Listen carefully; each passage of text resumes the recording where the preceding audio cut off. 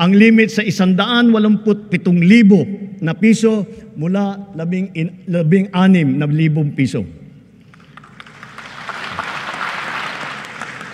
Pati ang mga sari-saring serbisyong outpatient, kasama rin po ngayon ang PhilHealth. Kapag may kailangan kayong dalhin sa emergency, huwag po kayong mag-atubiling itakbo sa ospital. Covered na rin po yan ng PhilHealth.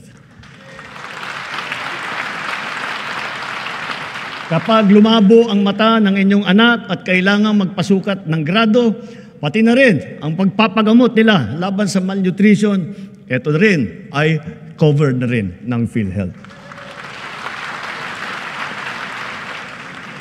At para sa mga PWD, sakop na rin ng PhilHealth ang inyong therapy at rehabilitasyon, pati na rin ang mga mahahalagang kagamitan pang-suporta para sa inyo.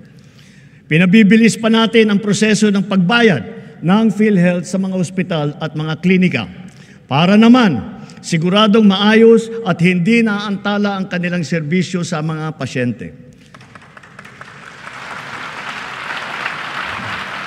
Maaasahan pa rin ng mga pasyente ang medical assistance program kung kulang ang pambayad sa ospital.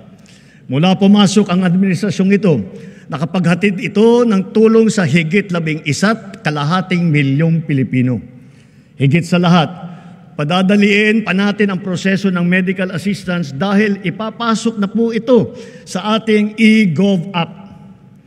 Mga kababayan, asahan po ninyo, ginagawa nating lahat para matulungan kayo na magpapagaling at lumakas. Ngunit batid natin ang mga realidad sa mga pampublikong ospital. Kanya-kanya ang bili ng medical supply. Kanya-kanyang lakad ng medical assistance para sa bill na hindi kayang bayaran.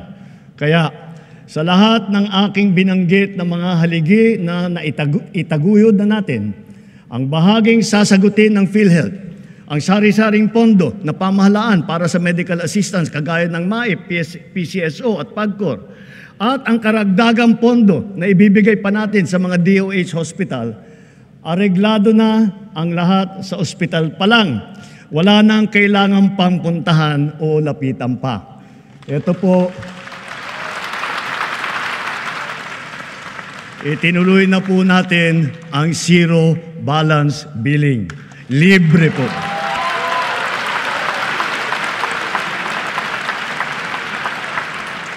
Ibig sabihin, ang serbisyo sa basic accommodation sa ating mga DOH na ospital, wala nang babayaran ang pasyente dahil bayad na ang bill ninyo.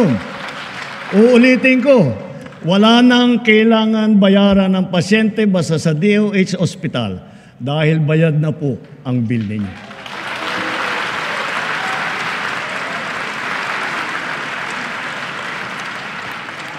Asahan ninyo, pagpapatuloy ang malawakang programang pang-infrastruktura ng administrasyon. Ang mga naglalakihang proyekto ay nakalatag sa buong kapuluan. Mga daan, tulay, tren, paliparan, pantalan, patubig at murang pabahay. Ilan dito matatapos ngayong administrasyon na ito. Ang iba naman makukumpleto pa at mararamdaman ang dalang ginhawa pagkatapos pa ng aking termino. Nagpupundar po kasi tayo para sa kinabukasan. We are not building only for today. We are building also for tomorrow.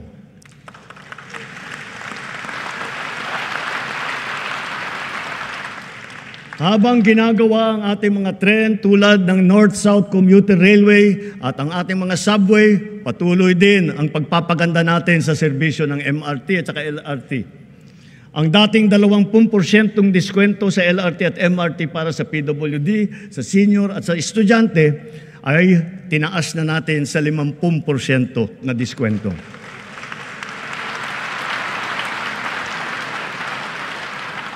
Mayroon na po tayong 1+3, Pamilya Pass. Ito ay tuwing linggo para naman may konti pang matitipid ang pamilya sa kanilang pamamasyal at sa kanilang pagsimba. Ang tinatawag na dalyan ng mga tren na binili noong pang 2014 at hindi pa nagamit ay sinimulan na nating mapaganda at mapatakbo sa MRT. Halos 50 dagdag ng karwahe ang natenga ng 10 taon.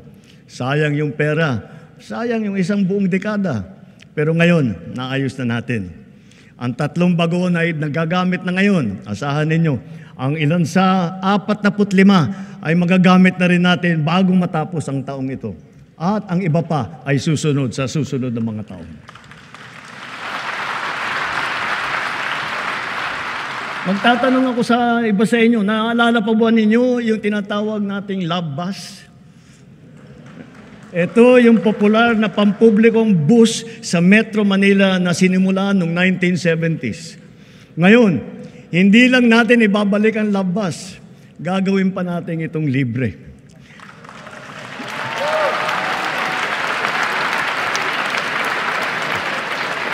Pauna pa lamang, pilot testing pa lamang yung nasa Davao at sa Cebu. Susundan pa ito ng ibang mga lugar sa Visayas at sa Mindanao. Bago matapos ang taon, magsisimula na ang Bataan-Cavite Interlink Bridge. Ang tulay na ito ay 32 kilometro ang haba na tumatawid na ang Manila Bay. Sabit.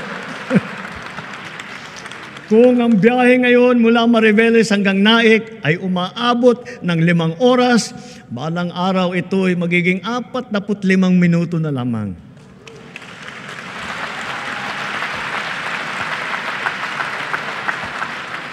Ang mga relays ng PNR Bicol Line na sinira ng Bagyong Christine ay unti-unti nating pinatitibay at naayos na. Kasama ang Binahan Bridge. Hindi magtatagal, madadagdagan pa ang haba ng linya na ito at aabot sa Ragay, Camarines Sur hanggang Tagkawayan, Quezon. Magiging malaking tulong ito sa ating motoristang nagdadaan sa malubhang traffic mula Quezon hanggang sa Bicol. Sa 2026, inaasahang magbubukas na sa motorista ang bahagi ng extension ng SLEX mula Santa Tomas, Batangas hanggang Chaong, Quezon. Kapag natapos itong buong proyekto, ang dating 4 na oras na biyahe, magiging 1 oras na lang. Kaya inaatasan ko ang DOTR at DPWH na bantayang mabuti ang mga proyekto sa kahabaan ng Quezon patulak ng Bicol at tiyakin tama ang kalidad, matibay at nasa takdang oras ang pagtatapos. Ang Nalil-Sikiat Bridge na una sa 3 mahalagang tulay na ginagawa ngayon sa Tawi-Tawi, nabuksan na. Sa susunod na taon, ang tulay sa Malasa, Lupang Pula ay matatapos na rin. Higit sa lahat, kung may Luzon Spine Expressway Network Program, meron din naman tayong Mindanao Transport Connectivity Improvement Project.